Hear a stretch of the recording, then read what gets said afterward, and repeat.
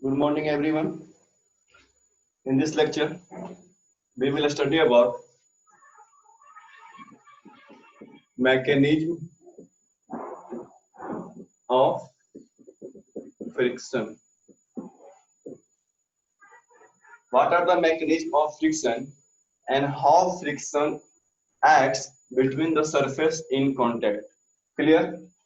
In the last class, we have discussed about for the friction, there are two conditions.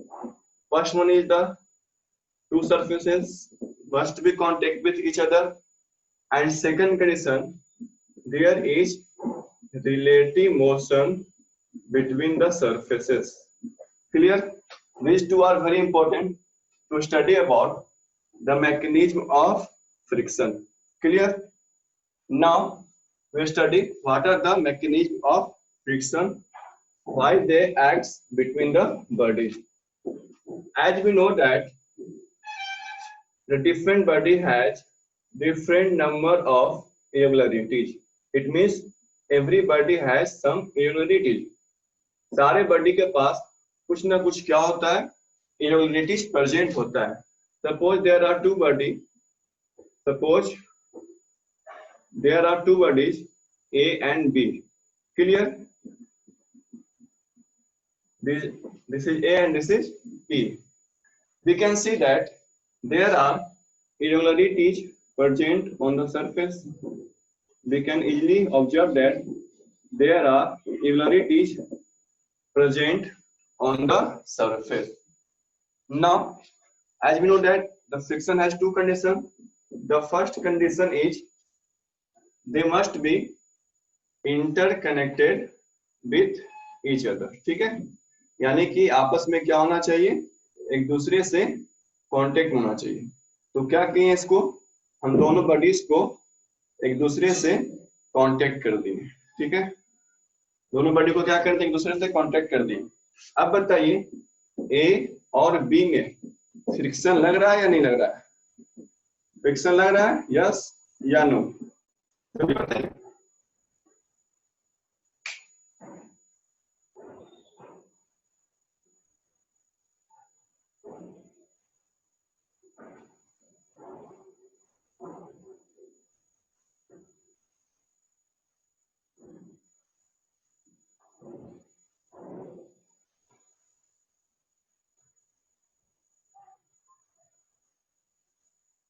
Very good, बहुत अच्छा. अभी भी कुछ बच्चों के लिए लेकिन यस आर आंसर. ठीक है, 1 2 there are two student, they reply yes. Listen students, for the friction there are two conditions. First one is the contact and second one is the relative motion. ठीक है, ये दोनों body आपस में कोई भी रिलेटिव मोशन नहीं कर रहा है. ये दोनों बॉडी आपस में रिलेटिव मोशन कब करेगा, जब कोई फोर्स एक दूसरे पर एक्ट करेगा. ठीक है, अभी तक यहाँ पर कोई फोर्स एक्ट नहीं लग रहा है. ठीक है, इसके वजह से क्या होगा, कोई रिलेटिव मोशन नहीं है. तो अभी हम कह सकते हैं when two bodies are at rest then there is no any friction. Friction acts, friction comes in the picture. Friction comes in the picture when there is relative motion. ठीक है, फ्रिक्शन कब आएगा पिक्चर में, जब क्या होगा, relative motion होगा. ठीक है, तो जैसे ही इस बॉडी को अगर हम फोर्स लगाएं और मूव करने की कोशिश किए तो क्या होगा, यहाँ पर फ्रिक्शन एक्ट होगा. ठीक है, अब हमको पढ़ना है कि फ्रिक्शन एक्ट क्यों होता है. Listen students, as we know that when body try to move with respect to each other, then what does happen at that time? Listen, there is interlocking of irregularities. यानी कि इसका irregularities क्या होगा, इसके surface से, यानी कि इसका irregularity और इसका irregularity आपस में क्या होगा, लॉक हो जाएगा. आपस में क्या होगा, लॉक होगा. ठीक है, तो इसका irregularity और इसका irregularity आपस में लॉक हो जाता है, जिसको बोलते हैं interlocking of irregularities. Interlocking of equalities. Clear? ठीक है। इंटरलॉकिंग ऑफ इक्वलिटीज कब होगा? जब हम इस पर फोर्स लगाएंगे एंड ट्राई टू मूव करने की कोशिश करेंगे। ठीक है, इसको हमको मूव करने की कोशिश करना है, तब क्या होगा? यहाँ पर इंटरलॉकिंग ऑफ इक्वलिटीज होगा। ठीक है, ये पॉइंट समझ में आया आपको? यस या नो, जल्दी बताइए।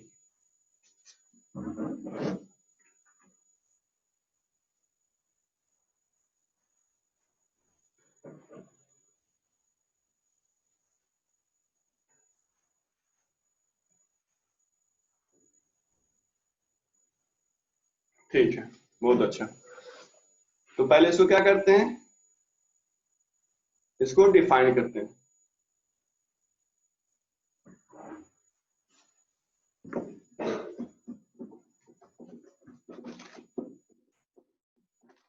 देखिए,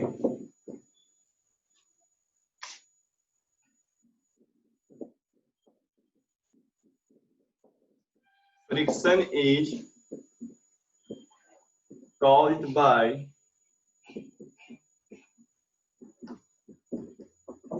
irregularities present in the surfaces in contact. These irregularities on the surfaces lock into one another when we try to move one body over other.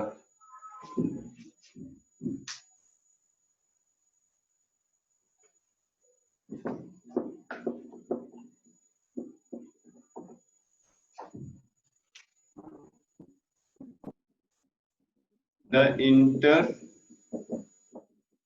interlocking of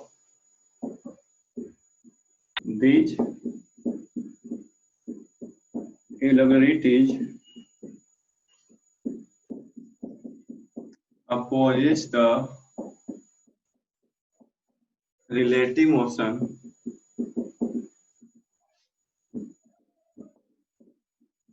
between the surfaces and gives rise to friction.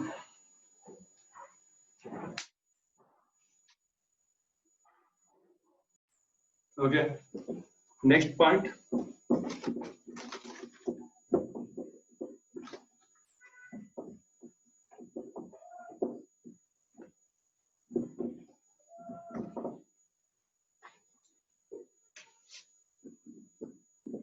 We have to apply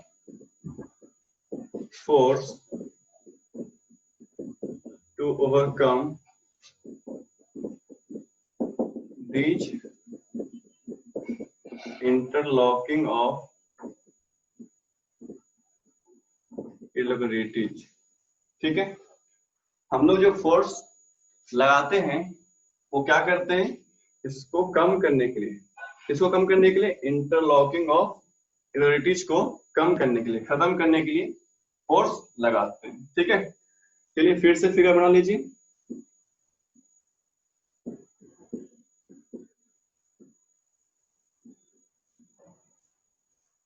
ठीक है, ये मेरा surface है और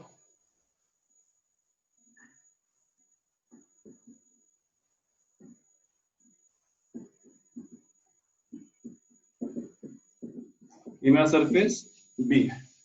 ठीक है, अब क्या करना है हमको?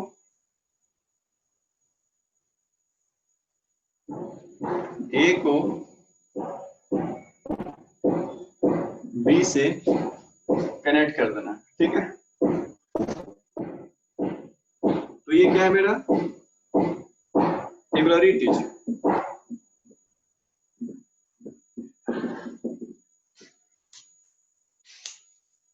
और यहां पर क्या हो रहा है?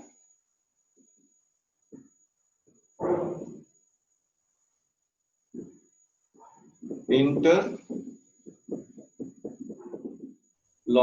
of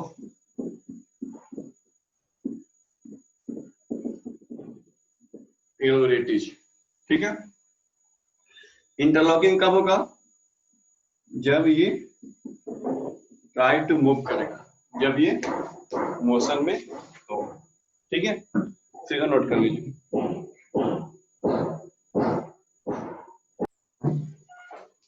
लिसन,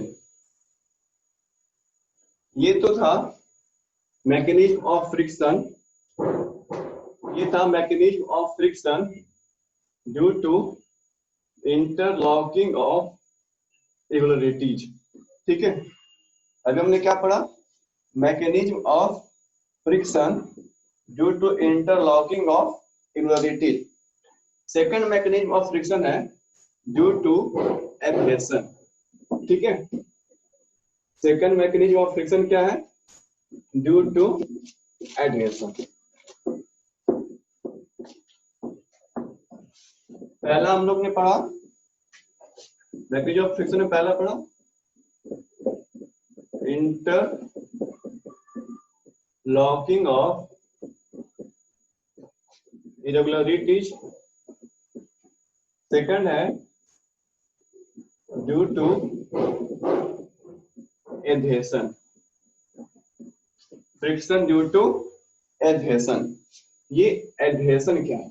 ठीक है, तो याद रखिएगा मॉलिक्यूल्स और molecules.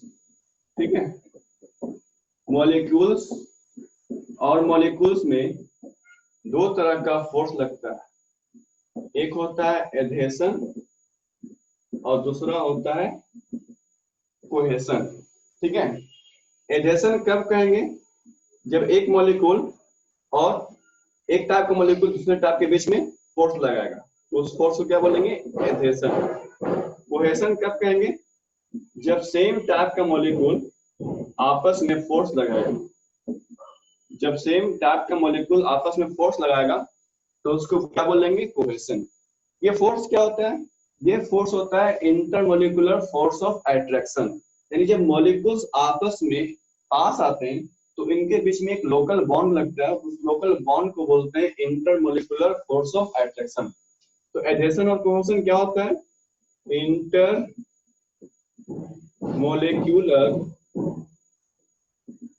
Force of attraction.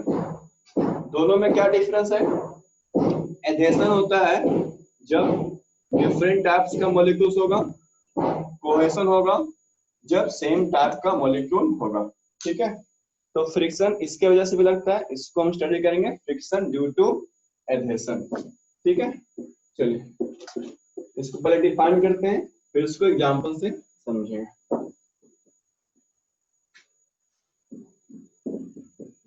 There is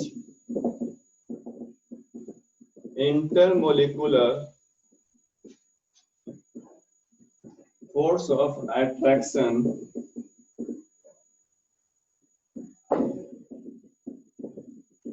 between the molecules of the surfaces in contact.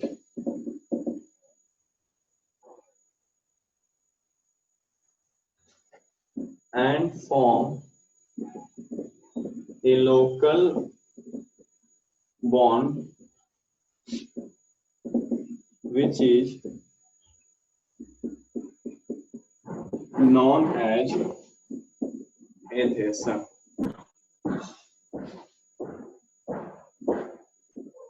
When one body tries to move over other, this bond opposes the motion and gives rise friction. ठीक है, पहले note कर लीजिए, फिर इसको explain करेंगे example से।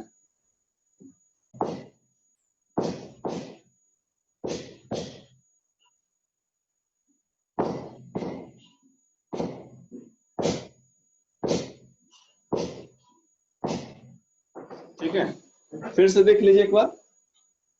When we apply the force, then there is breaking of this bond and this overcome the friction. ये सरफेस A है और सरफेस B है, आपस में दोनों कनेक्ट है, तो इसका मॉलिक्यूल और इसका मॉलिक्यूल आपस में इंटरमोलिकुलर फोर्स लगा रहा है। इस इंटरमोलिकुलर फोर्स को बोलते हैं एडहेशन। इंटरमोलिकुलर फोर्स को क्या बोलते हैं? एडहेशन। जब हम फोर्स लगाते हैं तो ये मूव करता है, ठीक है, तो मूव करते समय ये जो मेरा लोकल बॉन्ड बना था, ये मेरा जो लोकल बॉन्ड बना है वो टूट जाएगा। लोकल बॉन्ड क्या हो जाएगा? टूट जाएगा। और टूटने के पहले क्या करता है? मोशन को अपोज करता है, और ये अपोज के मोशन को कर रहा है, इससे वजह से क्या हो रहा है? फ्रिक्शन। ठीक है, तो मैकेनिज्म ऑफ फ्रिक्शन में क्या पढ़े? मैकेनिज्म ऑफ फ्रिक्शन पढ़े कि फ्रिक्शन दो वजह से होता है, इंटरलॉकिंग ऑफ रिलेटिव्स की वजह से, और दूसरा होता है ड्यू टू एडहेशन की वजह से। ठीक है, तो इसको फिर से आप लोग प्रैक्टिस करेगा, रिवीजन करेगा। नेक्स्ट क्लास में हम लोग पढ़ेंगे टाइप्स ऑफ फ्रिक्शन। ठीक है, तो आज के लिए इतना ही। Thank you and have a nice day.